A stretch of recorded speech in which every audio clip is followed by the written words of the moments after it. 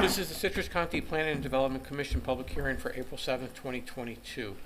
If you'd like to join us at this time, I invite you to please stand for the invocation and remain standing for the Pledge of Allegiance. Dear Lord, please give us the grace to be understanding, patient, and tolerant. With these attributes, we can conduct our work in a manner which will be pleasing to Thee, our county, and its residents. In the Lord's name, amen. Amen. I pledge allegiance to the flag of the United States of America and to the republic for which it stands, one nation, under God, indivisible, with liberty and justice for all.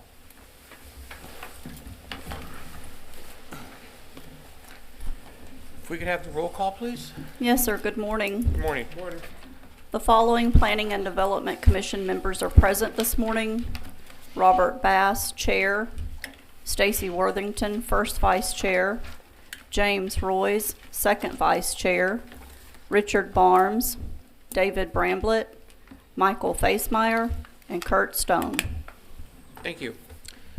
If any person decides to appeal any decision made by the Commission with respect to any matter considered at this hearing, he or she will need a record of the proceedings and, for such purpose, he or she may need to ensure that a verbatim record of the proceedings is made, which record includes testimony and evidence upon which the appeal is to be based. During public import portions of the meeting, individuals are given 3 minutes, representatives of an organization are given 5 minutes. When anyone wishing to speak comes to the podium, please complete a yellow form to hand to the recording secretary. Please print your name, address, and the number of the application for which you are speaking on the form. The yellow forms can be found at the podium by the door. If representing an organization, a letter of authorization must accompany the speaker. Comments will be limited to the topic being heard. Please state your name, spell your last name, and give your address for the tape record. This is an opportunity for the public to come forward and address the Commission on any issues that you may wish. Seeing none, we have minutes, I believe, that need to be approved for September 21st. If I could have a motion. Mr. Chairman, I move that we approve the minutes as submitted. September 2nd. September 2nd. Second? Second. Thank you. We have a It first. was September 2nd, but I was also seconding. Yeah. I'm sorry. My apologies. I'm bad. All in favor, please. Aye. Aye. Any opposed? Okay. Staff announcements? And we are moving the Waterfront Setback Ordinance to come back to you on April 21st. Your next meeting, Mr. Sherman, did you have anything you wanted to add on that? Not about the waterfront setbacks, but we will. I wanted to let y'all know that on the 12th or the 26th of April, the board will consider the agreement with CHW to begin work on the County Road 486 interchange management area. And it'll follow a very similar process that we've done before: open houses, online presence, and once we get those internet website addresses, I'll get those to y'all as well, and we'll get you the schedule for the meetings if y'all want to come. Great. Thank you. Ex parte communications. Yes, in the absence of the county attorney, I will ask if you have any ex parte communication on CU 2202 or CPA-AA PUD 2205. Five that we heard today. I'll start with Mr. Stone. None. Site visits. None. None. None. None. Site visits. Thank you. At this time, if we could have an introduction on our first application, which is CU-22-02. Yes, good morning. Good morning. Thank you. This application proposes to amend an existing conditional use for a mini warehouse site. The site lies on the south side of County Road 486 and also has access to North Page Avenue in Hernando. The site has both GNC and LDR-MH designations and was approved in 2019 for mini warehouse and open storage. This is looking west on County Road 486 with the site on the left. This is looking east on County Road 486. 3 mini warehouse buildings have been constructed to date. An open storage area is also being utilized. And this is the site plan submitted by the applicant. Thank you. Thank you. If the applicant is present and would like to make a presentation, that would be great.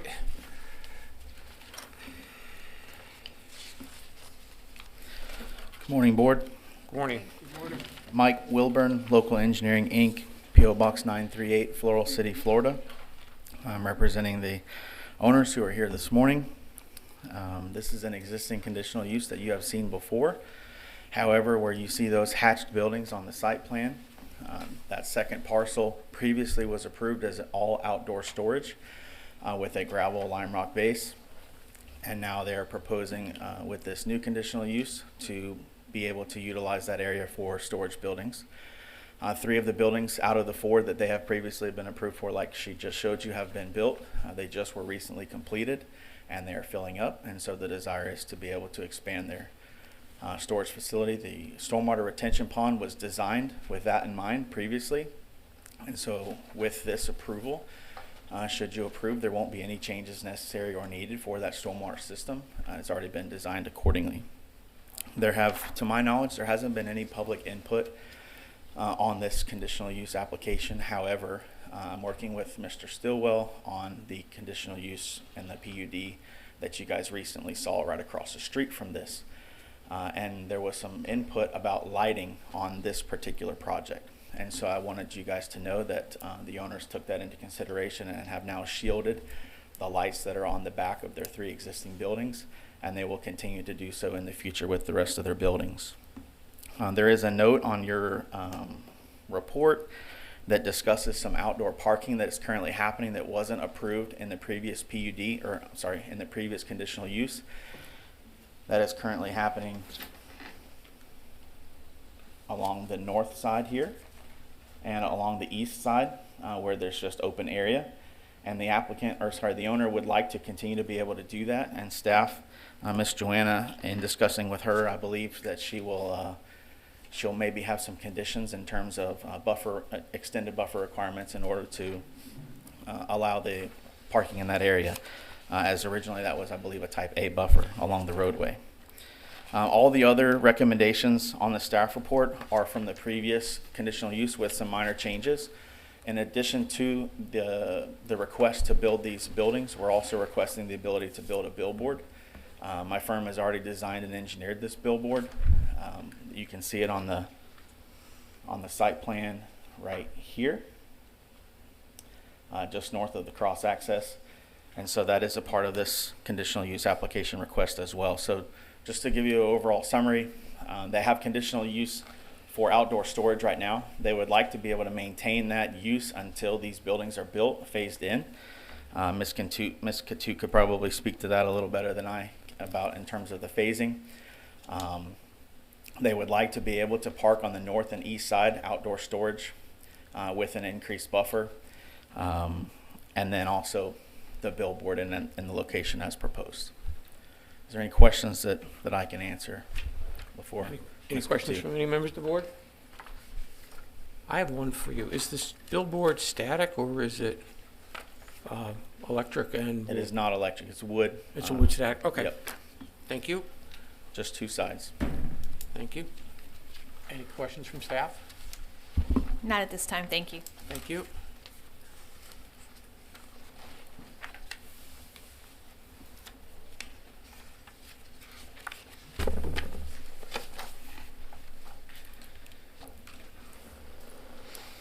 So he always keeps me on my toes. So this is a little bit of a work in progress when I talk. This is the existing Hilltop storage. As noted, it is a 2019 conditional use for open storage and mini warehouse. And this is the site. This is previous to construction. That's the latest aerial we did for our maps, but there are 3 buildings already constructed on this site. See, it's bordered by three roadways. That was difficult for the applicant as far as facade. The existing CU did allow them to not meet facade along along Verts Court to the rear where there's residences. And this is looking from Verts Court. Dr. Wilburn did address correctly that the lighting was a complaint by residents on Vert Court on a similar application nearby, and they have addressed that. This is where the new buildings would be constructed. And these are some of the buildings that have been constructed already. You can see the facade. This is facing 486. Those are little landscape islands that you're seeing there. And this is the open storage that the applicant would like to continue. So we'll be working on the conditions for that. This was not part of the original CU. And this is the cross-access. Engineering has noted they're going to need to clear that when they open cross-access. The engineering director did approve them to keep utilizing this area and not actually open the cross-access until the adjacent parcel develops.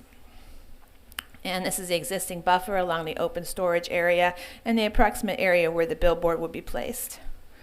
I also have a picture of the existing billboard that's causing the concern about separation. This is really not what you think of as a billboard. It's very small. That's both sides of it.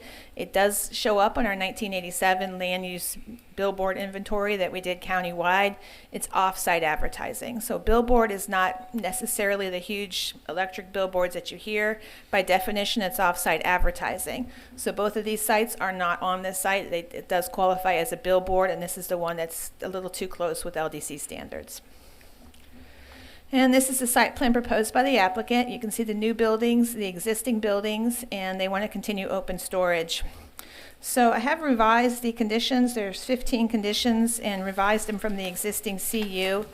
Based on what Dr. Wilburn has talked about, they do want to keep maintaining the open storage until they start construction of this area. That's not mentioned in the conditions. They also want to continue open storage along 486 and along Page, which was not previously approved.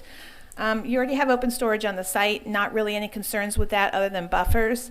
So what I've proposed is condition number 1 says this conditional use is allowed for many warehouse buildings not to exceed 75,000 square feet of total floor area as outlined on the site plan date stamp received January 27, 2022 by the Land Development Division. Based on what he's saying, I would also add then, existing open storage may be continued until construction of the new area commences. So basically what that would mean is over here where they're doing open storage, that can continue until they're ready to build these. With open storage abutting 486 and Page also allowed to continue with the plantings of a type C buffer along those roadways. So right now they have type A's on those roadways. That's a very, very minimal buffer, although they're starting to look nice. You saw in some of the pictures. But let's see. There, that's a type A buffer. It would have to be a type C buffer, quite a bit beefed up if we're going to be looking at open storage from 46 and from Page. So that would be staff's amendment to condition number 1 to address what Dr. Wilburn's talking about. Condition number 2 would allow the billboard to be placed. Usually billboards not only have to meet LDC separation, but have to be on vacant lots. Neither one of those work. They also want to make it a little closer to 46 than the code allows. The setback for billboards on roadways is a little outdated, so no concerns with that. So this would allow the proposed billboard in this location. That's condition number 2. Condition number 5 says existing and proposed lighting must be shielded or hooded. They have addressed that on the existing site, but it is in here just to make sure that continues and we don't have complaints from the residents on Vert's Court. All other conditions are the same, just changing will do to continue to do on some of the criteria such as cross-access, buffers, etc. Any questions for staff? Joanna, could you just discuss the buffers? Because those of us who were here when this was first approved, I think we were expecting something different than what we got. I'm not opposed to this application, but I just want to make sure we get the buffer right this time. Yeah, they had to meet facade, which they've done. Okay, so facade along 46 and Page, they did do. Good, yeah. Right, and this is the buffer along 46. That's a type A minimum buffer. If they want to do open storage along 46, which is what they're asking for to continue or to be allowed now, that would be a type C buffer instead of this A. It's going to be a little wider and it's certainly going to be a lot more dense.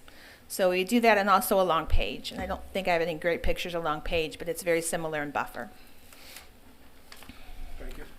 Any other questions? I have a question, Mr. Chairman. Yes, Mr. Stone. Joanna, can we put any limitations on the billboard? I mean, if we authorize a quote billboard, could sometime in the future we get a real billboard that's like 75 feet high. electric. The good news is our land development code addresses that. 35 feet is the maximum. And the electronic, which I know Mr. Bass was also talking about, is also regulated in our code. It can only change so fast. You can't have a TV screen. Those kind of things are in their land development code. And I think I said a billboard may be placed and must meet all requirements of the LDC in condition 2. So I think we've covered that. But you're welcome to put something must remain a wood billboard if you want to on this. That's up to you. But it could be an electric billboard. However, it has to meet the criteria of the land development code. It can't be those moving pictures. If it scrolls at all, it has, I think it's an 8-second delay, etc. There's a lot of covers in the code, which is why we don't have those TV screens around the county. Yeah, I think I would like to see a limitation as a wooden sign or something similar to what's already there. Well, yeah, there's nothing right now, but yeah, like a wooden billboard. The billboard must be constructed of wood. Right. Because even with a small electric billboard or sign, they can be quite piercing if you happen to be living across the street from it. And would you want to allow it to be lighted or not? I don't know.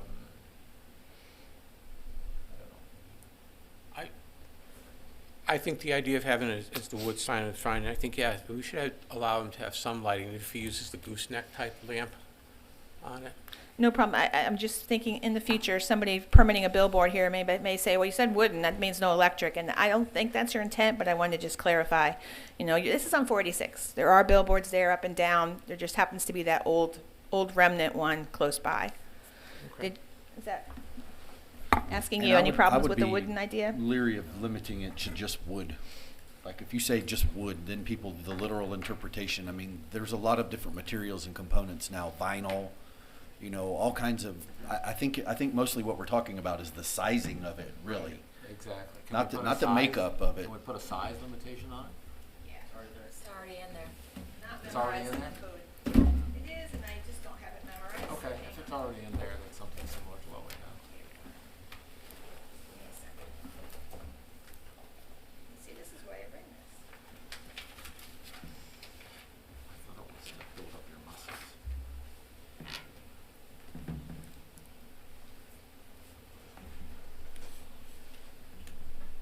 All billboards on 486 are limited to 382 square feet in total size. Okay, thank you.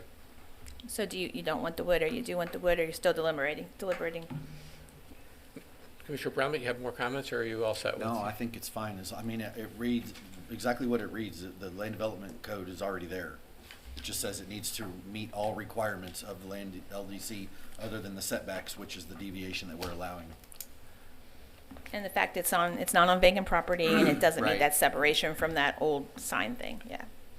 But our code doesn't state anything about lighting it, correct?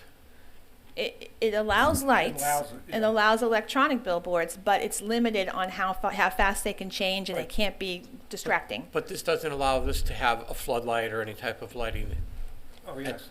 at this point in time. The code does. The code would allow a lighted billboard, yes. The code would Okay. allow an electronic billboard, but it's limited. Right, but in this case, we have a static sign, so we could have just a light on there. You don't have any sign right now. No, but if we approve this, we could approve it so that he could have a floodlight on this sign and he would be all set. You could limit it to a wood or whatever sign with a static sign, Okay. not a changeable one, yes. Right, okay. Any other questions? Thank you.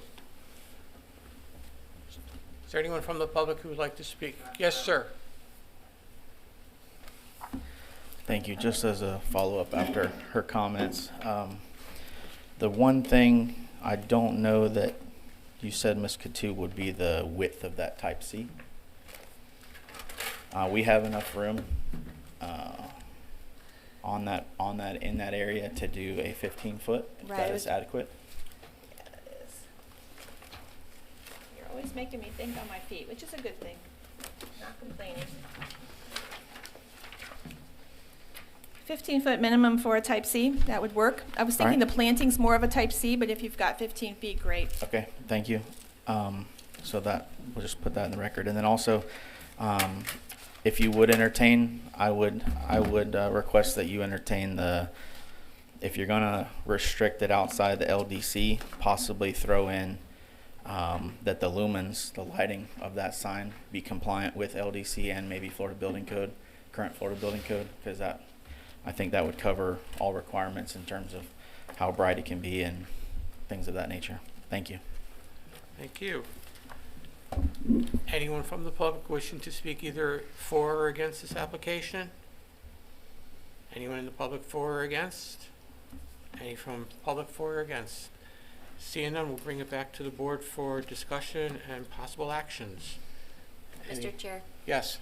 I don't see any reason to restrict the applicant to a higher standard than what's in our land development code, and I am in favor of the application with the conditions that are proposed. I just want to make sure we have them all correct as far as number one's changes, and then is the type C 15-foot buffer, have we added that as a condition? Yeah, that would be added along page in 486 where they want to continue open storage until they start construction. Okay, thanks. Any other comments? I have just one, and that's in regard to the fencing. I would rather see the fencing moved at this point in time.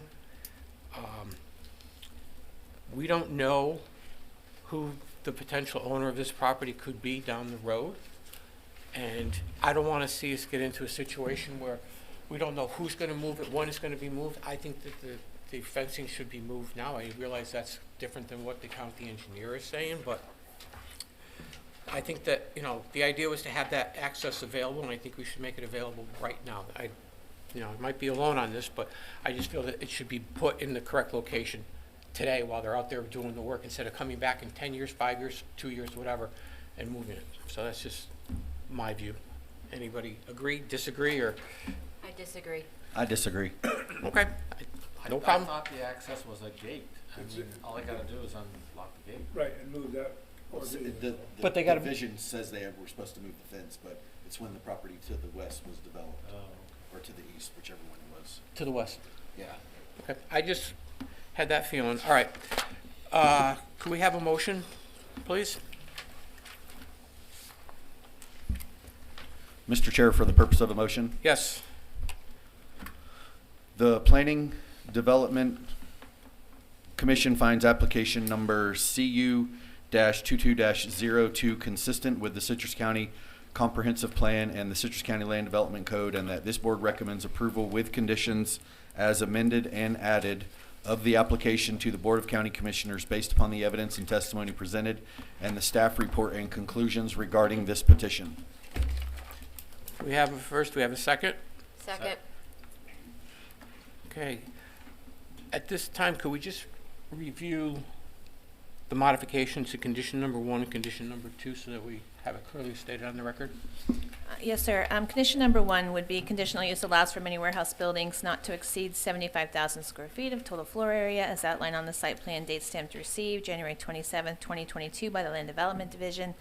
Existing open storage areas may be continued to be utilized until construction of the new area commences, with open storage areas along 486 and Page requiring the plantings of a 15-foot minimum type C buffer along these roadways. Condition number 2, I don't think it was changed from what's Okay. proposed. The applicant had made a suggestion regarding the lighting should meet current building codes and lumens. Do we want to add that just to? It would have to be in a permit anyway, Okay. so we can add it, but it's No, a it's in- no-brainer. The permit won't be issued if they don't Okay. meet building code. No problem. We have a first by Commissioner Bramlett and a second by Commissioner Worthington. All in favor say aye. Aye. Any opposed? Motion carries. Thank you. Okay. If we could have staff give us an introduction on CPAA PUD 22-05. Yes. This application proposes to amend the future land use map and LDC Atlas map along with a master plan for covered storage and a cell tower. The site is about 2.6 acres in size and lies on State Road 44 in the Inverness area. The site is currently designated as CLR on the LDC Atlas and is requesting CLC. This is an existing residence and detached garage on the site, which will be removed if the development is approved. This is looking east on State Road 44. This is looking west on State Road 44 with the site on the right in this photo. This is the site plan submitted by the applicant. Thank you. Thank you. If the applicant would like to come forward, please. Again, for the record, Mike Wilburn, local engineering, P.O. Box 938, Floral City, Florida. This project is a little over 2.6 acres in size. It has a house which you have seen on site. It is currently rented for a short-term rental. However, the house is not in the greatest of shape. There is, I believe in the staff report, Ms. Katu mentions there's a church on the parcel to the east that was constructed in 1986. I would also just like to point out that early in the 2000s there was also an additional, brand new sanctuary built for that building as well. There's also in the staff report mention of other commercial uses across the street and on the same side of the road a little bit further to the west. I am asking for just a couple what I think are minor deviations. One of them is the Land Development Code requires that in a coastal lakes commercial zone, the maximum impervious surface ratio be 50%. For this particular project, I'm requesting that it be allowed to be 51.7% based on the site plan that is submitted. That pretty much kind of closely amounts to the existing building when that impervious is removed. As you can see there, it will have an engineered stormwater system. It'll be modeled with ICPR, which the district allows, and so flood compensation will be considered in that, which is also in the staff report. On many projects like this, you guys have seen an applicant request a deviation from our land development code requiring a type C buffer between the structure and the pond, including the application that we just heard. That was approved as well, and so that is a deviation that I'm requesting in conjunction with this project, is that the type C buffer not be required in this area right here, but that it just be as it's stated in the recommendations around the property lines. And then this is a covered storage project. It's not enclosed. And so you can kind of see on the bottom right of that page what that rough sawn lumber, what that rough sawn look would look like, with column bases at the bottom that have a cultured stone, rough sawn beams, and then an open timber look, which we see a lot of. I know you guys are familiar with that and have probably seen a lot of that as well. In addition to the covered storage, this site is also requesting that we be allowed to install a cell phone tower. We've been approached by Verizon, AT&T, and T-Mobile. And this is a site that is within a certain radius of an existing tower that's also mentioned in your staff report that is antiquated. And so we are requesting the ability to be able to put either of those two options on this site. It does not have to be, as you noted in the staff report, we're requesting a deviation from setback with that tower. The property is only 267 feet wide, and 312.5 foot separation is required. And so I'm requesting the tower be located there. However, as you can see, it is in the DRA. That's going to be a special engineered system that we're already working on, and we have been able to implement in other counties where we have towers over water. And so if you would like me to relocate to the center of the pond to try to increase some of that buffer, that's something that we could certainly be accommodating and accomplish. And then we're fully okay with accepting all of the conditions that Ms. Katu has placed and staff has placed on here, including all the buffer requirements for a tower. That's all I have. If there are any questions, maybe I could get to speak again after Ms. Katu goes, but is there any questions for me while I'm here? Any questions from the commission? I have one for you. The tower is shown being inside the DRA. Where will all the mechanicals for that be located? Great question. So there's two options.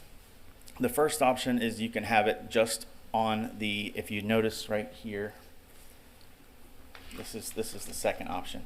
You notice right here, they can place that in a platform right here within this area on the edge. Yep. The other option is, and this is something that you see most of the time, is there will be a platform actually built within the pond for that surface equipment. All the equipment will be raised above the flood anyway, and so there'll be a platform. Another option, there will be a platform right at the tower site. If you put in inside the DRA, will you still be able to meet your 100-year flood requirement, which was noted? Yes. Yeah. Okay. All right. Thank you. Mr. Chairman, I do have a question. Yes, Commissioner Michael, Worthington. if the ultimate objective is the cell tower and ancillary equipment, what's the purpose of all the parking and the covered shed? So what you see on the site that looks like parking, that's actually parking underneath the roof structure of the storage. It's all a bunch of. Yeah, Okay, it's okay. actually I thought three. that too. Okay. It's that I'm picture sorry, at the let bottom. me be Yeah. more clear. Thank you very much. This right here is a storage building that's 40 feet wide and 216 feet long, and it has a parking space every 12 feet, as you see by those dashed lines. The middle building is the same exact way, except you have parking from both sides, one shorter than the other. And then down at the bottom is a third building that is also 40 feet wide and 216 feet long. And those buildings would be used for what? Covered storage. You'd park RVs under, boats under. Okay, all right. It's strictly covered storage. I'm with you. I thought the same thing. And then you can see the outline of where the house is and where the garage are right here in the dash, and those two are proposed to be removed. And the access, there's some discussion about access in the staff report. The access we would use with FDOT is just widening the existing curb cut that we have now. Any other questions from staff? I mean, from commissioners? Any questions from staff? Yeah, just a couple. I'm sorry.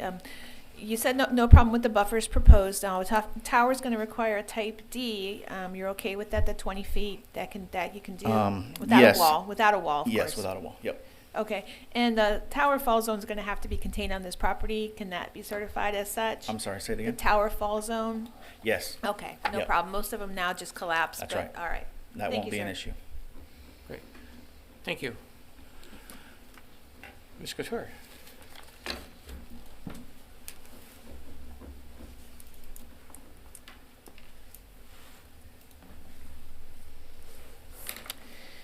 And Dr. Wilburn's done a good job summarizing. This is the existing residence and detached garage that are to be removed on this site. And here is the location of the site right on 44. There are some commercial areas in the area. You can see Coastal Lakes Commercial across the street and also down the street from this site. And I put this in to tell you, it kind of shows some of the commercial. The J.M. Gibson here on the left was something approved by this board a few years ago. There's Gracie's Goodies Amazing Repair Service right across the street. East Cove Auto Center, the church is not located on here, but it also is in this picture. So there are some commercial in this area, not a lot. This is a very remote area, 44. And this is looking across the street. You can see some of the commercial that we've referenced there. There looks like also some shed sales. Don't really know about that one. And then the East Cove Auto Center there. And this is what most of the site looks like right now. Some beautiful trees and mostly empty other than that house and garage. And this is the site plan proposed, approximate location of the tower. There are several conditions on this, and they are asking for two types of towers, no doubt just trying to decide which one actually works for them. He's touched on the deviations. They're asking for a slight deviation on impervious surface of 52% instead of 50%. They don't want a type C buffer between the drainage retention area and the access drive. This board's given us direction before that usually is not a concern. And also they want to use those open frame structures. So this is what he's talking about. I agree it's confusing. It's not the typical mini warehouse or open storage. This is kind of a covered storage where you can pull in and out, but yet you have a cover on top of you. So this is what he's asking for. This really probably doesn't mean facade, but it certainly, he's done his best to try to dress it up. So the conditions proposed for this PUD, there are 11 conditions. The first one would allow the areas. Number 2 would allow the telecommunications tower, either a monopole tower up to 200 feet in height or a lattice self-supporting up to 250. Both of them can be allowed in this land use district with a PUD, so both of those are acceptable, either one. Continued access from State Route 44, Condition 3. Condition 4, they have to meet stormwater criteria. Condition 5 would allow them to exceed the impervious surface. Condition 6 would require some foundation landscaping along the 44 that fronts along the area, the part that fronts State Route 44. That's going to be a bit of a challenge for him, but we certainly will work with him to try to get that around the building itself and not obviously block access. They'll be coming in from the other side. A 15-foot Type C buffer along the northeast and west, and a 25-foot Type C along 44. That, as he's testified, there is room for all of those. Not requiring a buffer between the DRA and the internal access drive. A 20-foot Type D buffer without a wall along the proposed tower that's residential to the west there and to the north, so we do want to have that on there. Number 9, the site can utilize those open frame structures as outlined, and 10 and 11 are the standard conditions for a PUD and for modification. Thank you. Any questions of Ms. Couture? I have one. Yes, go ahead. Joanna, this is just from a land development code, thinking about our code. In both applications, we're doing a deviation for the buffer between the units and the DRA. Is this gonna be common? So do we need to make a modification to the land development code? We do. We're working on a couple modifications right now. Other than 2 meetings from now, you're going to see about open space. They came up with a little while ago from one of the applications. We're working on one with all our land use tables. We have some inconsistencies there, and buffers are certainly something we're looking at as well. So they'll come before you. It's just we got a big hopper. Thanks. Any other questions? I just have a question, comment, we're not dealing with cross-access on this site, is that because it's residential on both sides? Correct. It is residential on both sides, so cross-access is not required. Okay. So like what happens in the future if somebody comes and says, we want to make one of these other adjacent parcels CLC as well? If they do decide to do that, they may have to have cross-access, and then when this site redevelops, they would have to put in the cross-access. Okay. Just curious how that worked. Yeah. Any other questions? Thank you. Yes, Ms. Wilburn. Ms. Coutu, correct me if I'm wrong, but I know she mentioned that we don't really meet the facade, but we're trying as close as we possibly can with an open structure. However, I believe, and correct me if I'm wrong, condition number 7, we also increased the size of our Type C buffer along 44, and I believe made it a C instead of a A to help with that facade. Right. If I said it wrong, I apologize. Condition says that you can you can utilize the open frame structures as you proposed, not additional facade standards. Yeah, no, I just wanted the board to have the benefit to know that we were trying to enhance it by adding more buffer. Right. You put a 25-foot Type C along State Route 44. Yes, thank you. Thank you. Anybody from the public wishing to comment, either for or against? Any comments from the public? Any comments from the public? Seeing none, we'll return it back to the board for discussion and possible acceptance. Mr. Chairman. Yes, Commissioner I Stone. have a comment to the board. This is proposing to go from our most restrictive or important, I guess, classification of CLR, okay, to change it from residential, coastal and lakes, to commercial. And I know that it's on a big collector road on Gulf to Lake. And I know that there are sparse development, mostly it looks like mom and pop type stuff with churches and stuff. This proposed facility will be a start of completely changing this area to all commercial. In fact, we've just had a discussion about crossroad access and stuff. So I think it's important for us to consider well whether or not we want to start down the road for this area and turn it into a commercial area, or do we want to hold the line and keep it residential? Because it mostly is residential around there now. And this large facility will change that character and encourage more development. And I think we should vote against it. Thank you, Commissioner Stone. Ms. Couture, your thoughts on that from a planning perspective? Yeah, Coastal Lakes Commercial is designed to serve the surrounding area or water-related tourist-type uses. Obviously, he's testified that a cell tower is probably needed in this area. Open storage, storage for boats, storage for RVs could be classified with that to serve tourist areas on a major road of State Route 44. I agree with Mr. Stone in that CLR is an area that we do want to protect very carefully. I think by choosing CLC with this very, very limited, very specific PUD, you're probably on good grounds here. If it was just going straight to CLC or trying to go to GNC, which it couldn't, but industrial or something, I'd be right on top of it. I think that they've limited enough with the CLC and the PUD. Okay. Any other comments from our staff or commission? Commissioner Stone, you brought up a very interesting topic there.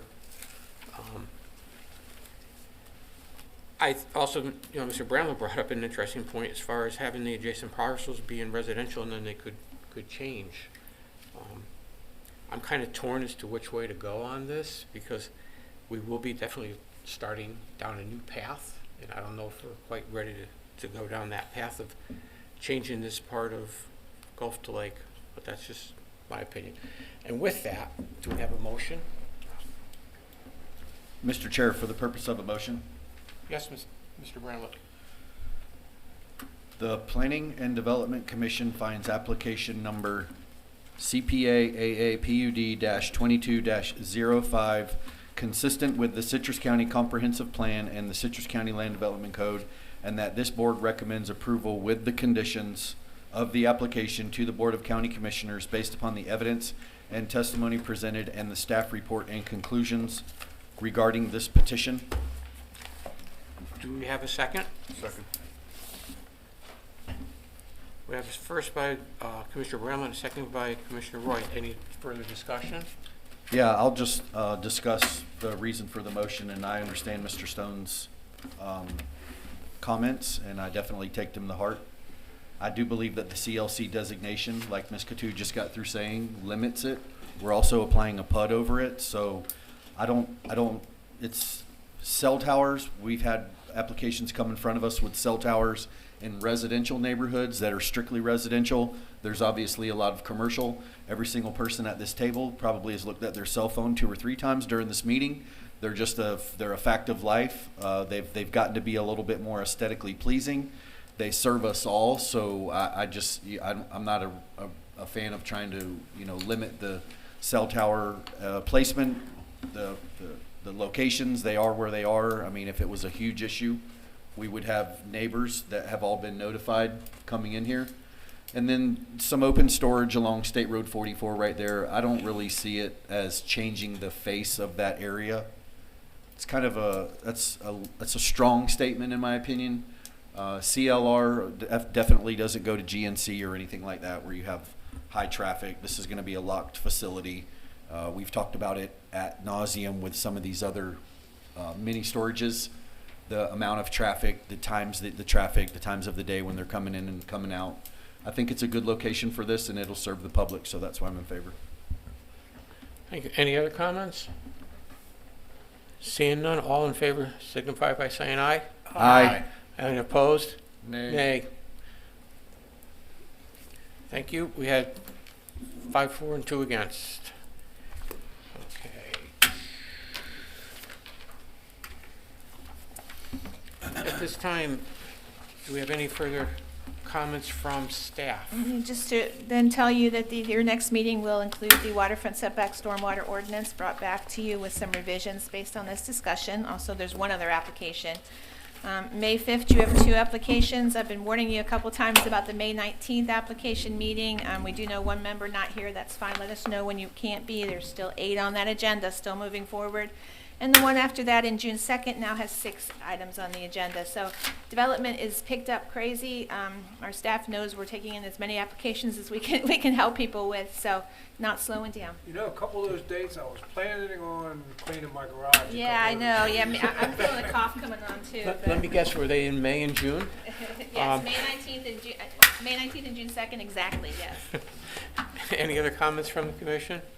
I just wanted to mention one thing and see, I know I didn't want to say it while the applicants were here because I didn't want to feel like I was, accosting or pointing fingers at them. But a lot of these buffers that we require, like, and this one in particular, you can see it from the photos and you drive by it, they put them in, but then they just die. Right? Like, so all of these bushes that they put in, I saw the trees, and I'm only talking about this one specifically because it's right here in front of us, but it happens all over the county.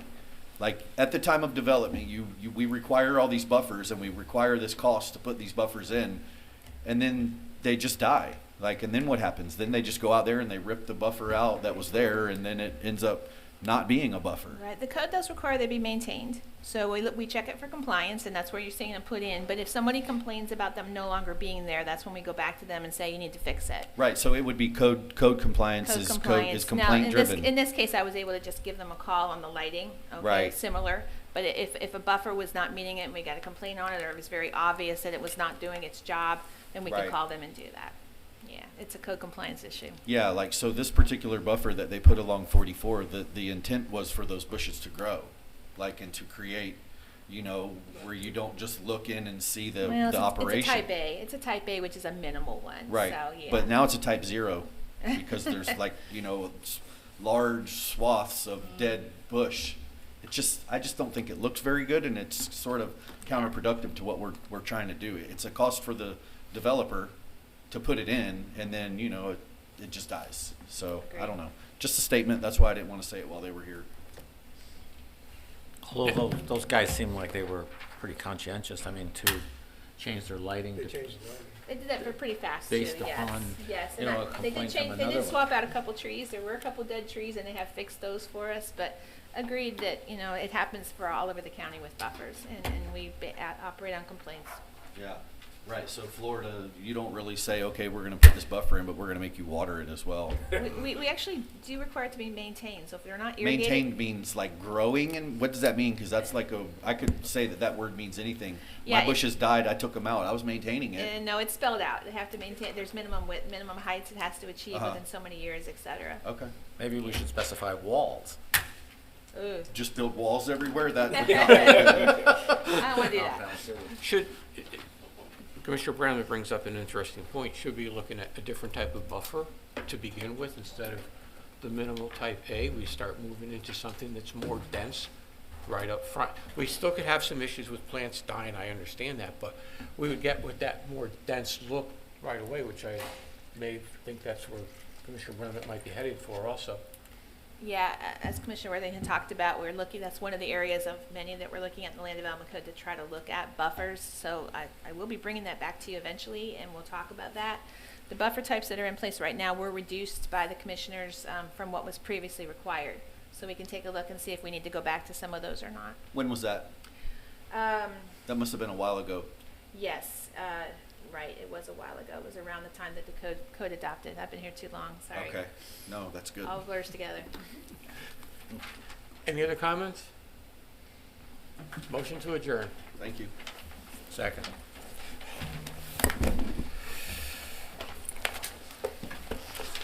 Good luck in All right, so doing you're okay with that the condition? last couple hundred Okay. signatures.